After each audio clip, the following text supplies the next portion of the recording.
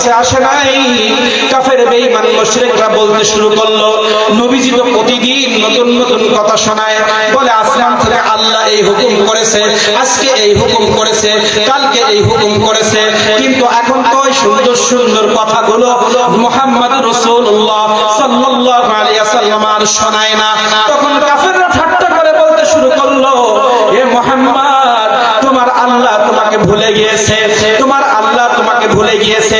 এতদিন যা বলেছো নিজে বানিয়ে বানিয়ে বলেছো, এখন তো আর বলো না। এই বলো না, এই যে কাফেররা কথার মাধ্যমে আমার নবী মুহাম্মদ রাসূলুল্লাহকে কষ্ট দিয়েছিলাম, আল্লাহ রাব্বুল আলামিন জিবরাইলকে বললেন, জিবরাইল, ও জিবরাইল, তুমি আমার নবীর কাছে চলে যাও, আমার নবীর কাছে গিয়ে বলো, ওয়াদুহা, আমার নবীর নূর মুবারকের কসম খেয়ে বলছি, আমার নবীর নূরের চেহারার কসম খেয়ে আমি আল্লাহ বলছি, ওয়াল্লাইলি ইযা সাজা, আমার নবীর মাথার চুলের কসম খেয়ে আমি বলছি, আমি রাতের অন্ধকারের কসম খেয়ে বলছি, আমি দিনের কসম খেয়ে বলছি। আল্লাহ রাব্বুল আলামিন কোরআন মাজিদের ভিতরে যখন গুরুত্বপূর্ণ কোন বিষয় আমাদেরকে বোঝানোর জন্য নাজিল করেছেন, তার আগে আল্লাহ দুইবার, তিনবার, পাঁচবার, ছয়বার আল্লাহ কসম করেছেন। যেখানে আল্লাহ রাব্বুল আলামিন কসম করে আয়াত নাজিল করেছেন, আল্লাহ তাআলা বুঝাইতে চেয়েছেন, আমি তোমাদেরকে যে বিষয়টা জানাতে যাচ্ছি এই বিষয়টা অনেক গুরুত্বপূর্ণ বিষয়। এই জন্য আল্লাহ ওয়াও দিয়ে কোথাও দুইবার, কোথাও তিনবার, কোথাও পাঁচবার, কোথাও ছয়বার কসম খাওয়ার পরে ওই বিধানটা আল্লাহ আমাদেরকে বুঝাইছেন যে এই বিষয়ের গুরুত্ব কিন্তু অনেক বেশি। এই জন্য আল্লাহ রাব্বুল আলামিন বলতেছেন, ওয়াদুহা, আপনার নূরের চেহারার কসম খেয়ে আমি বলছি, ওয়াল্লাইলি ইযা সাজা, আপনার চুল মোবারকের কসম খেয়ে আমি বলছি, যে দিনের আলোর মধ্যে কাফেররা আপনাকে বলেছে আমি নাকি আপনাকে ভুলে গিয়েছি, যে রাতের অন্ধকারে কাফের বেঈমানরা আপনাকে বলেছে আমি নাকি আপনাকে ভুলে গিয়েছি। না না না, মা ওয়াদআকা রাব্বুকা ওয়া মা ক্বালা, হে রাসূল, আমি আপনাকে ভুলেও যাই নাই, আপনাকে ছেড়েও দেই নাই। ওহী না যাওয়ার কারণে আপনি যে ধৈর্য ধরেছিলেন এর জন্য একটা পুরস্কার আপনার জন্য নির্ধারণ করা হলো। সেই পুরস্কারটা কি? ওয়ালা সাউফা ইউতিকা রাব্বুকা ফাতারদা, হে নবী, আপনি আমার কাছে যতক্ষণ চাইবেন ততক্ষণ দিব, যতক্ষণ আপনার চাওয়া বন্ধ না হবে ততক্ষণ আমি আপনাকে দিব। কিয়ামতের ময়দানে সিজদায় পড়ে আল্লাহ তাআলার কাছে আমার নবী বলবেন, হে আল্লাহ, দুনিয়ায় সূরা দুহা নাজিল করে তুমি আমাকে বলেছিলে ওয়ালা সাউফা ইউতিকা রাব্বুকা ফাতারদা, আমি তোমার কাছে যা চাইবো তুমি তাই দিবা, যতক্ষণ চাইবো ততক্ষণ দিবা, আমার চাওয়া শেষ না হওয়া পর্যন্ত তুমি দিতে থাকবা। এই সূরা, এই আয়াত পৃথিবীর জমিনে নাজিল হয়েছিল, আমি তো পৃথিবীতে কিছুই চাই নাই, উহুদের ময়দানে রক্তাক্ত হয়েছি, আমি তোমার কাছে কিছুই চাই নাই। কাফেররা আমাকে গালি দিয়েছে, আমাকে গালি দিয়েছে, পাগল বলেছে, ভণ্ড বলেছে, নাউযুবিল্লাহ, আমাকে পাগল বলেছে, আমাকে মারার হুমকি দিয়েছে, মক্কা থেকে আমাকে বের করে দিয়েছে, মক্কা থেকে আমাকে মেরে ফেলার হুমকি দিয়েছে, ষড়যন্ত্র করেছে। একবার তো আমি আপনাকে বলি নাই, আপনি তো আমাকে বলেছিলেন ওয়ালা সাউফা ইউতিকা রাব্বুকা ফাতারদা, আপনি যখন যা চাইবেন আপনাকে তাই দেওয়া হবে। হাসরের ময়দানে সিজদায় পড়ে আল্লাহ সাথে এই কথোপকথন হবে আমার নবীর। কি কথোপকথন হবে? আল্লাহ, তুমি তো দুনিয়ার জমিনে আয়াত নাজিল করে আমাকে বলেছিলে ওয়ালা সাউফা ইউতিকা রাব্বুকা ফাতারদা, হে নবী, যতক্ষণ চাইবেন ততক্ষণ পাইবেন। উহুদের ময়দানে রক্তাক্ত হয়েছে, চাই নাই, কাফেররা গালাগালি করেছে, চাই নাই, আমাকে মক্কা থেকে বের করে দিয়েছে, আমি একবারও বলি নাই আল্লাহ মক্কার কাফেরদেরকে তুমি ধ্বংস করে দাও।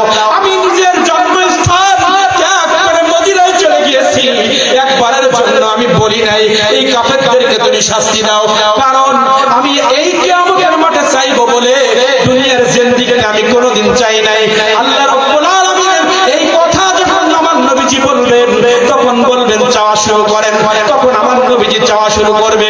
প্রথম চাওয়ায় সাহাবীদেরকে আল্লাহ পার করে দিবেন, দ্বিতীয় চাওয়ায় ওলি আল্লাহদেরকে আল্লাহ জান্নাতে দিয়ে দিবেন, তৃতীয় চাওয়ায় যারা গুনাহ এবং নেকির পাল্লা সমান সমান হয়ে যাবে, গুনাহ এবং নেকি সমান সমান হয়ে যাবে, তৃতীয় নম্বরে তাদেরকে আল্লাহ তাআলা জান্নাত দিয়ে দিবেন।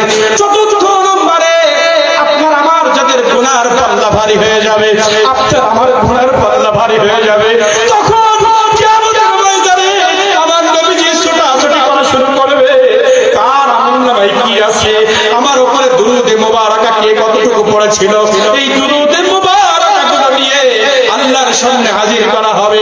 আল্লাহ আমার জীবদ্দশায় আপনি ঘোষণা দিয়েছিলেন, আমার উম্মত মুহাব্বতের সাথে একবার যদি দুরূদ শরীফ পড়ে তাহলে 10 বার আপনি তার উপরে রহমত নাজিল করবেন। আল্লাহ রাব্বুল আলামিন পৃথিবীর যে সময়গুলো আমি দুনিয়া আসার পর থেকে কিয়ামতের আগ পর্যন্ত পৃথিবীর জমিনে যে সময়গুলো অতিবাহিত হয়েছে ওই ভিডিও ক্লিপটা আপনি বের করেন।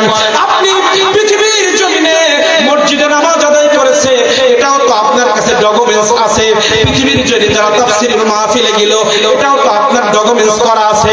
পৃথিবীর জমিনে প্রতি বছর মিলাদুন নবী পালন করেছিল, এই ভিডিও তো আপনার কাছে আছে। আজকে সমগ্র পৃথিবীতে শত শত মিলাদুন নবী হয়েছে, হাজার হাজার আমার উম্মতি আমার উম্মত জাতির নারীরা এই মিলাদুন নবীতে গিয়েছিল। আপনি ভিডিওটা বের করেন, ভিডিওটা বের করে দেখেন।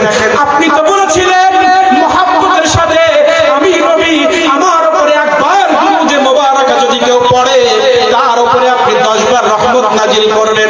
আপনি ভিডিও বের করে দেখেন, একবার নয় আপনি গৌসুল আজম ফুল নবী রাহমাতুল্লাহ আলাইহির দরবার শরীফের ভিডিও ক্লিপটা আপনি বের করেন, কত কোটি কোটি বার ওইখানে মিলাদ পালন করা হয়েছে, কত কোটি কোটি বার আমার উম্মতেরা আমার উপরে দুরূদে মুবারাকা পড়েছে। এই কথাগুলো হবে যখন আপনাকে আমাকে পাপের কারণে জাহান্নামের দিকে নেওয়া হবে, ঠিক সেই মুহূর্তে এই দুরূদ পড়া মিলাদুন নবী পালন করা ব্যক্তিদের এই আমল কাজে লাগবে। সুবহানাল্লাহ, নারে তাকবীর, নারে রিসালাত, পবিত্র ঈদে মিলাদুন নবী, পবিত্র ঈদে মিলাদুন নবী। আল্লাহ রাব্বুল আলামিন বলতেছেন, হে পৃথিবীর মানুষ, তোমরা আমার নবীকে কেমনে তোমাদের মতো বলে, একটু লজ্জা কি তোমাদের করে না? তোমাদের যে ব্রেন দিয়েছে একটু চিন্তা কি তোমরা করো না? তোমরা কি কোরআন মাজিদ পড়ো না? তোমরা কি জানো না আমার নবীকে আমি কেমনে সৃষ্টি করেছি? তোমরা কি জানো না তোমরা যারা মাটি বলে সাধারণ মানুষের কাতারে নিয়ে যাও, তোমরা কি মেরাজের ঘটনা পড়ো নাই, যেখানে জিবরাইল গেলে পুড়ে ছাই হয়ে যাবে, যে জিবরাইলকে আমি নূর দিয়ে তৈরি করেছি, যে জিবরাইলকে আমি নূর দিয়ে তৈরি করেছি, সপ্তম আসমানে গিয়ে তোমাদের সমাজের আলেমরা কি ওয়াজ করে না? তোমাদের সমাজের আলেমরা কি বয়ান করে না? তোমরা কি শোনো নাই সপ্তম আসমানে যাওয়ার পরে জিবরাইল বলতেছে, রাসূল এর উপরে এক কদম যদি আমি পা বাড়াই আমি জ্বলে পড়ে সরকার হয়ে যাব।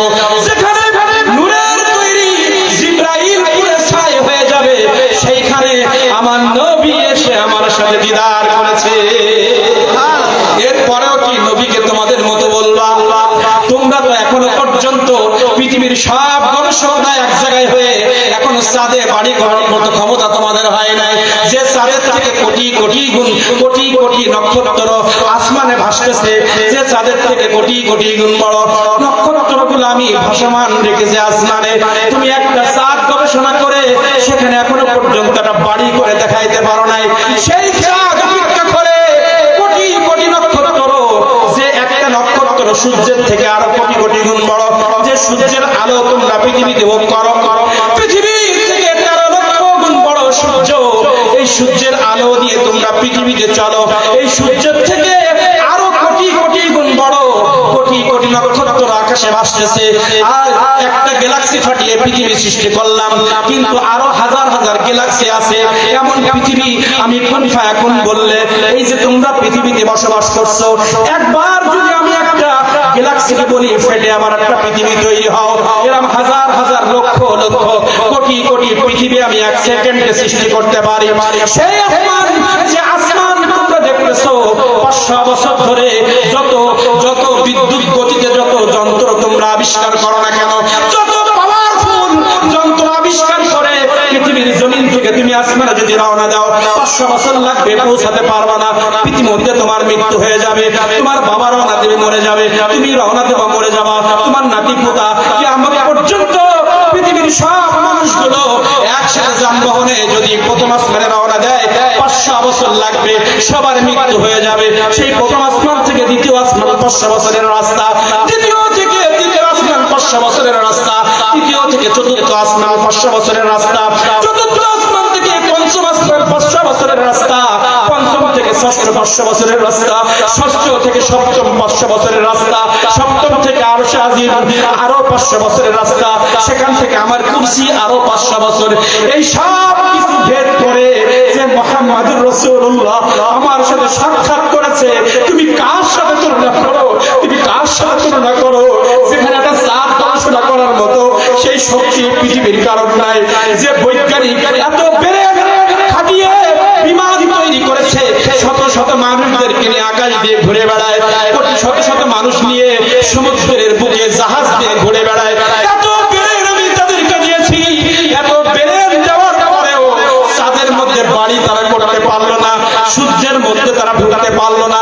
প্রথম আসমান তো অনেক পরের কথা, আসমানের নিচে আমি যে নিয়ামতগুলো দিয়েছি এইগুলো গবেষণা করতে, এইগুলো গবেষণা করার ক্ষমতা কিয়ামত হয়ে যাবে, কেউ পারবে না।